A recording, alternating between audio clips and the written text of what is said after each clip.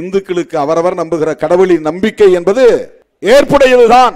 கடுமையாக புரட்சியாளர் அம்பேத்கர் அவர்களை விமர்சித்த காலத்தில், எதிர்த்த காலத்தில் செவிலில் நாடு அறைய வேண்டும். இந்துத்துவத்தை எதிர்க்கிறோம் என்றால் RSS எதிர்க்கிறோம் என்று பொருள். இந்த மண்ணின் பூர்வீக குடிகள் இல்லையா? கருத்தியல் மோதல்.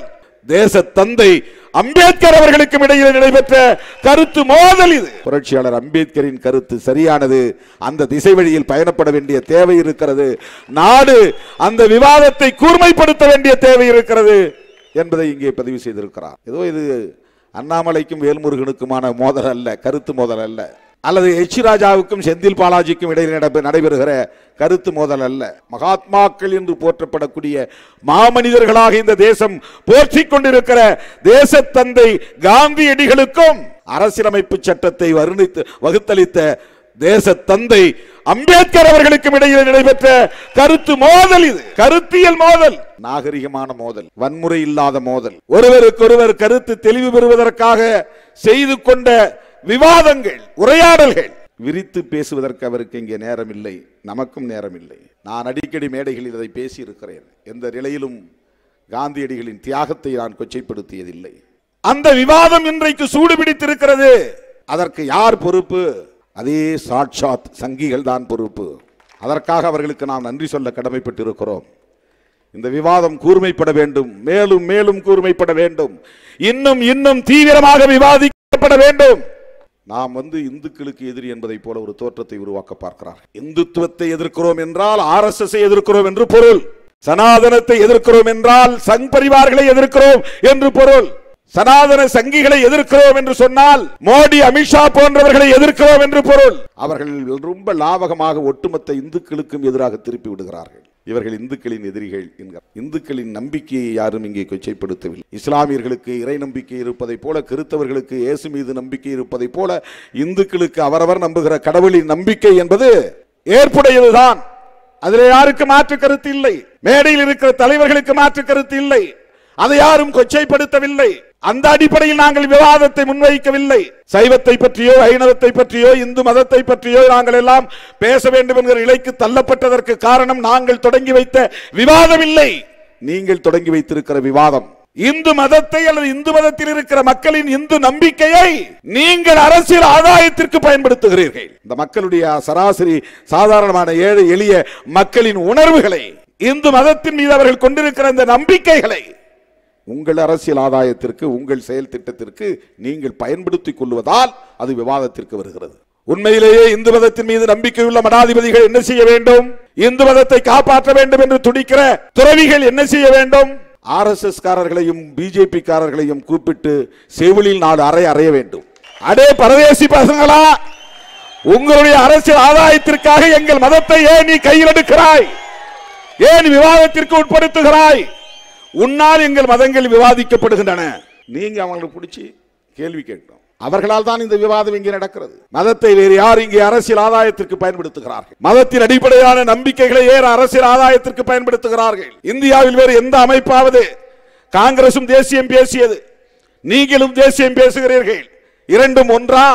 காங்கிரஸ் பேசிய தேசியம் என்பது, காந்தி பேசிய தேசியம் என்பது நாட்டினத்தின் அடிப்படையிலான தேசியம், நேஷனாலிட்டி பேஸ்ட் நேஷனலிசம். இந்தியா என்கிற நாடு என் நாடு என்கிற அந்த உணர்வோடு நாம் மொழியை மறப்போம், மதத்தை மறப்போம், இனத்தை மறப்போம், கலாச்சாரத்தை மறப்போம், ஆங்கிலேயனை எதிர்ப்போம், வெள்ளையினை வெளியேறு என்றவனை விரட்டி அடிப்போம். அந்த இடத்தில் இருந்த தேசியம் நாட்டின தேசியம். அங்கே மதம் இல்லை, சாதி அடிப்படையிலான தேசியம் அல்ல.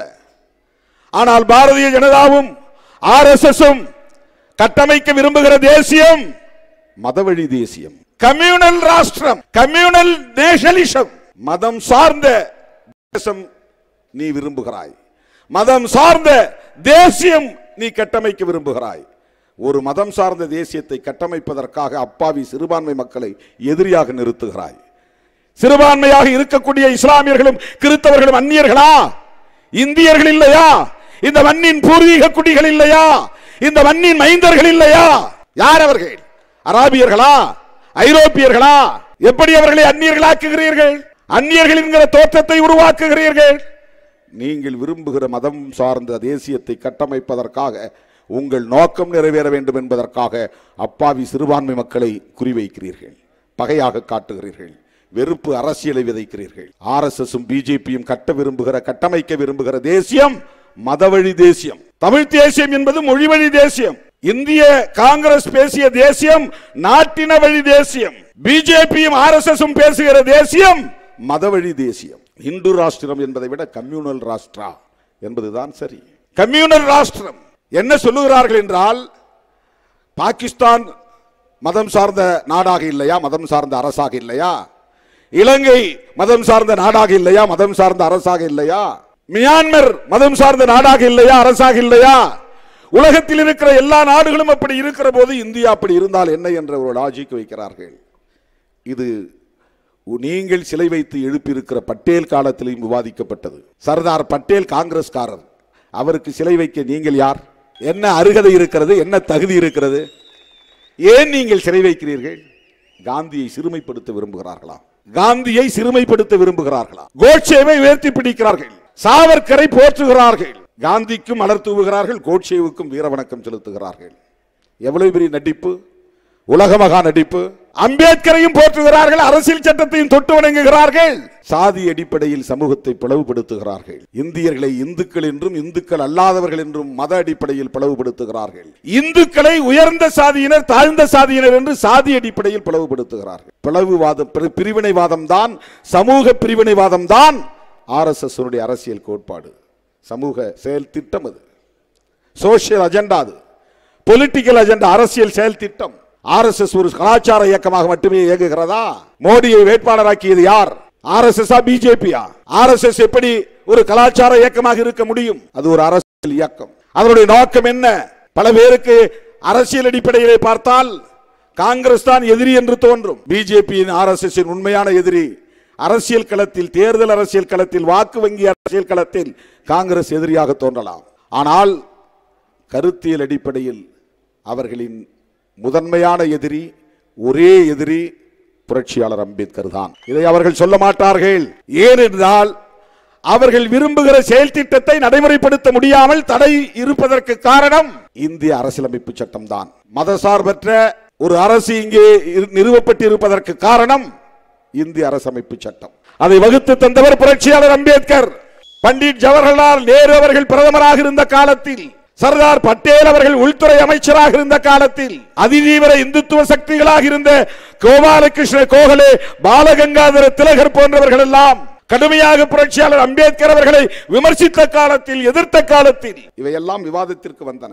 நீண்ட நெடிய விவாதங்களுக்கு பிறகு பண்டிட் ஜவஹர்லால் நேரு அவர்கள் உடன்பட்டு ஒப்புக்கொண்ட நிலையில் அரசியல் நிர்ணய சபையில் ஏற்றுக்கொள்ளப்பட்ட ஒரு சட்டம் தான் அரசமைப்பு சட்டம். அந்த அரசமைப்பு சட்டத்தின் முகப்பு a manifesto of modern, ஒரு புதிய அமைப்பை இந்தியாவை கட்டமைப்பதற்கான ஒரு கொள்கை சாசனம். அது வெறும் பிரியாம்பிள் அல்ல, the manifesto of a modern India, democratic India. அப்படி என்றால் புதிய இந்தியாவை கட்டமைக்க வேண்டும் என்றால் பழைய இந்தியா வேண்டாம் என்று பொருள். பழைய இந்தியா சனாதன இந்தியா, சமத்துவம் இல்லாத இந்தியா, சகோதரத்துவம் இல்லாத இந்தியா, சுதந்திரம் இல்லாத இந்தியா, நீதி இல்லாத இந்தியா, அதுதான் சனாதன இந்தியா.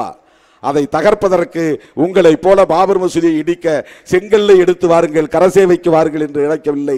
ஆயுதங்களை எடுத்து வாருங்கள் என்று கடப்பாறையை கொண்டு வர சொல்லவில்லை. யார் கையிலும் ஆயுதம் கொடுக்காமல் ஒற்றை மனிதன் ஏந்திய அறிவாயுதம் தான் அரசமைப்பு சட்டம். ஒரே மனிதன் ராணுவமாக இருந்து ஒரே மனிதன் ஆயுதம் ஏந்தி பழைய நீண்ட நெடிய 1000 தலைமுறைகளாக நிலைத்து நிற்கிற, கெட்டி தட்டி இறுகி போய் கிடக்கிற இந்த சனாதனத்தை அடித்து உடைத்து நொறுக்கக்கூடிய வகையிலே, இன்றைக்கு மெல்ல மெல்ல சிதைக்கக்கூடிய வகையிலே ஆளுமை செய்து கொண்டிருக்கிற ஒரு அமைப்பு தான் இந்திய அரசமைப்பு சட்டம். அதுதான் அவர்களுக்கு மிகப்பெரிய தடையாக இருக்கிறது.